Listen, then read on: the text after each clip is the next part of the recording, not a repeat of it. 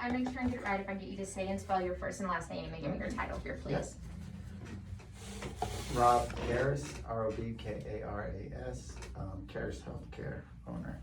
Okay, and so first of And all, also Karas Correctional Health. okay, how long have you been the treating patients at the jail here? At the jail, this is our 6th year of service. Okay. Yeah. Okay, and so just for starters, you know, how bad has the COVID situation been over there at the jail? We've had a lot of cases. We've had a total of 531 cases since it started last year. And we had, with this new Delta variant, we've had, I believe, how many did we have? 166 cases of the Delta variant suspected, where we've sequenced a few of the cases and they were Delta. And how long has that time frame has that been? That was our first one, was the end of, I think June 30th is when, that's the first case we sequenced. So and like that was Delta. 2 months? Okay. Yeah, well, a month and a half, 2 months, correct. Okay, and so just talk about when you started treating patients with Ivermectin. Will you say it? Ivermectin. Ivermectin. Well, it started off, so last year we started off, we weren't using Ivermectin. We didn't have that on our radar, but the medicines we used from day one at the jail with the 531 cases were some were supplements, vitamin D, vitamin C, and zinc. And then we also used doxycycline, an antibiotic that has just been shown to have some antiviral properties. And we also used montelukast, an old generic asthma medication that helps the lungs and it helps with the cytokine storm. So we used those from day one out at the jail. And then probably in September of 2020, we started using steroids for people if they were getting to have a severe reaction or infection. And then I think in November at the jail, we used some ivermectin on high risk patients that were over 40 and had risk factors such as obesity or hypertension. And in my practice, in our private practice with my 2 clinics, we started our first treatment with ivermectin. We used it was in October of 2020. And by that you mean for your patients here? Yes, regular patients. We try to treat everybody the same, whether they're at the jail or here. And so at the jail, yes, we've had 531 cases and 0 deaths.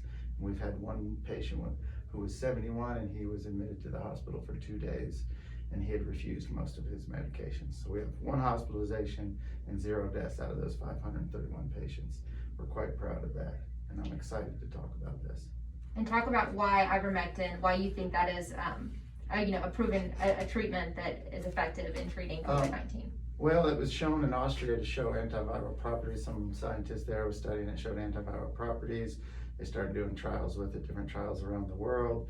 One of the people one of the organizations that I like to look at and review and follow is the Frontline COVID Critical Care team in site, and they came out, I believe, in October as well, or in October, recommending ivermectin for the treatment of COVID-19, and so that's when we started using it as well. And there's over 30 randomized controlled trials using ivermectin in the last year and a half. And it's the best option I had. It's FDA approved for over 40 years. It won the Nobel Prize for its creators. It's been used almost 4 billion doses. The World Health Organization considers it a critical medication. It's very safe. That's one of the reasons when we were fortunate in Arkansas. With our 2 clinics, we've had over 4,000 cases of COVID, but it didn't hit Arkansas for quite a long time.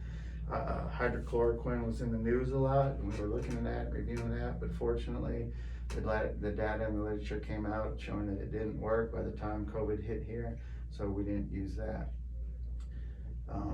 But we did use our medicines, like I talked about the other medicines, and we added steroids in September again, like I said, and we started with ivermectin in October. I've had COVID twice.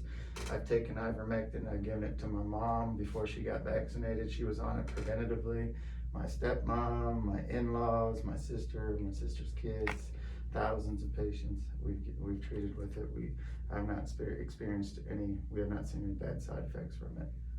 And I guess just, the ADH was issuing a warning that, you shouldn't take something for COVID that is not FDA approved to treat it. I guess, what's your response to that? Well, my response to that is, Nothing's FDA approved for treatment of COVID. I always talk about early outpatient treatment. There's nothing. My thoughts are, do you want us to try and fight like we're at the beaches in Normandy, or do you want me to tell what a lot of people do and say, oh, go home and ride it out and go to the ER when your lips turn blue? I mean, so we've fought hard for our patients. Out of the 4,000 plus patients, we've had 8 people die, which is heartbreaking. We had another one we lost last week that I just found about today.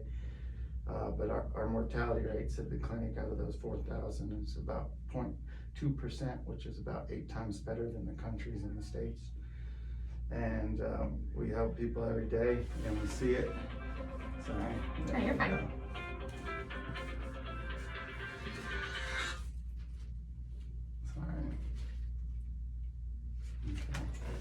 So that's, we're trying to do everything we can that we believe is safe for the patients and that has a greater, there's a greater risk of dying from COVID than there is dying from the medication. And with this Delta variant, it came on hard and fast, and it made a lot of people sick, especially young people. We had a 29-year-old pass away. Our first patient that passed away with the Delta variant was heartbreaking. And we had another one last week. And then, but otherwise, we've had a lot of sick patients. I have currently 3 patients intubated in the hospitals around Northwest Arkansas. 2 are doing well, 1 is not. And so yeah, I've had friends, church friends that were intubated that fortunately was able to come off the ventilator. And we're just trying to help as many people as we can. And I guess, you know, you're saying that this is, you know, there's no proven treatments to treat COVID-19 once you have it. You know, just, I guess, what do you say to the families of these inmates who think that they're being basically only given one option of being forced to take something that's experimental? They're not forced to take it. They don't have to take it. Lots of them refuse their medications every day, of all the medications we give them. And so, you know, we've had 531 cases at the jail, 0 deaths. That's not just the tops in Northwest Arkansas. It's not the tops in the States. It's not the tops in the United States. It's not the tops in North America. It's the tops in the world. 0 deaths out of 531 cases out there of people that are fairly high risk, men over the age of 20 that are sometimes have a lot of health problems. We've had 1 guy with a 2-day hospitalization that refused his medications.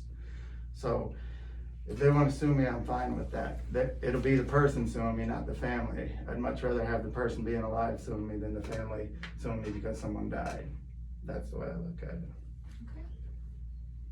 Is there anything else that you think is important for people to know out there who are skeptical, I guess, about this? You know, we got to try something, right? I mean, I don't want to sit around and do nothing. A lot of people have died and a lot more are going to die.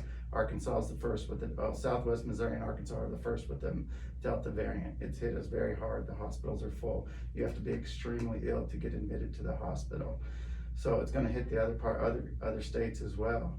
We have a fairly low vaccination rate in this state, but we don't have a lot of people. You have the bigger states that have better vaccination rates, but they have a lot more people.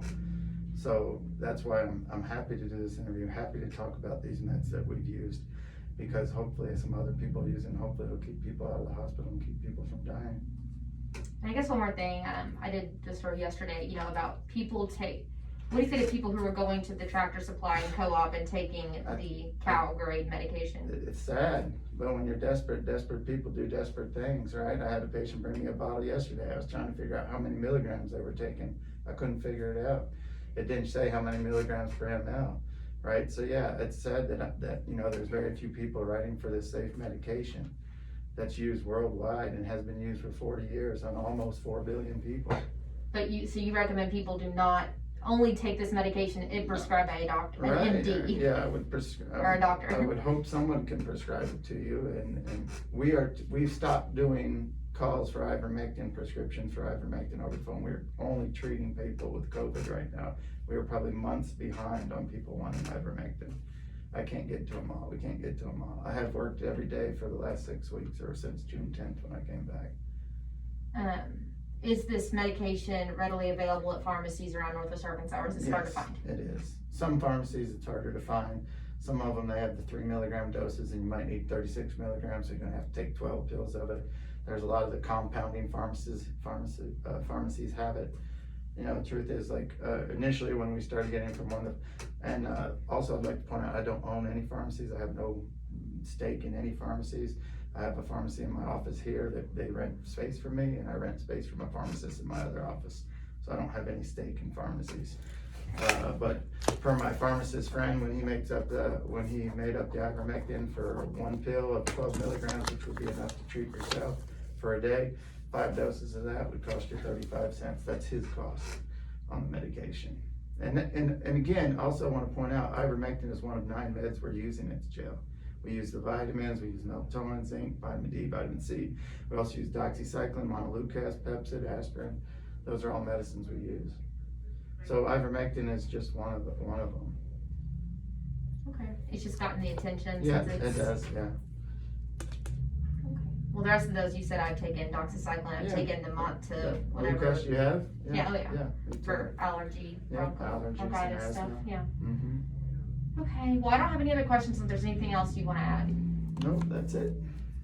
That's it. Well, I guess one more thing I did think of. You know, if anyone does reach, I guess, do you foresee changing if this does get a lot of attention? Do you think there is do you think if the sheriff came to you and said, I don't want you to prescribe this anymore, is that something you would do? Or is this kind of that's your medical position? Actually, we already got a call from the Arkansas ADC. ADC doesn't want using it on their inmates, so we won't use it on What's their ADC? Inmates. Arkansas Department of Corrections. Okay. And again, so Washington County Jail is the second largest jail in the state behind Pulaski County. There's about 600 inmates there. So, yeah, I mean, if he tells me not to use it, we won't use it. I mean, but he's told me that he's not going to tell me that.